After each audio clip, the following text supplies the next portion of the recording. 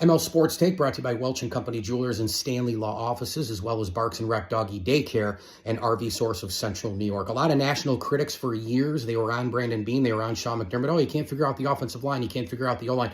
And they were right until about a year later, and they really did figure it out, right? They let Mitch Morse go, freed up the $8 million.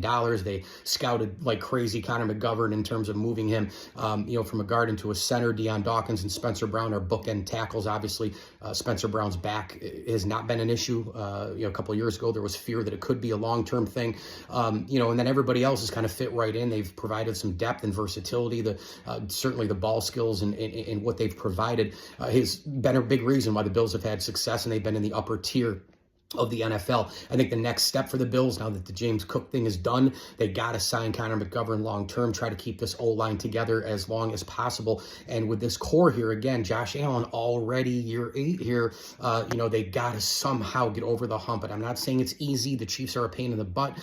They've been a thorn in the side. The Bills can compete with them. We know that the Bills can beat them regular season, but again, it's up over that hump, or even against the Bengals that one year that was the same season with Damar Hamlin, whether they ran out of gas or not, who knows. But the Bills, they've got one big thing in football, and that's in the trenches O-line. Now, their D-line is another story. They got to have these Russo, Olivers, Epinesa, and some of these guys, maybe the rookies. TJ Sanders looks unbelievable right now, and he's been bumped up, from, I believe, the third to second team for the preseason, practices this weekend in Chicago and all the rest. But this team has the O-line, and they've built the O-line. They made some mistakes on the O-line, but they worked it in, and they've been just terrific. I thought they were one of the top maybe 3 to 5 O-lines in football last year. Again, a huge piece of this thing to try to go get that elusive Lombardi trophy. Mike Lindsley here. Pardon me, an ML Sports Take, little bubble in the throat. You get those once in a while. It's all brought to you by our good friends at Rosie's Corner. Fish Friday tonight, Rosie's. Download the app, Route 11 in Brewerton.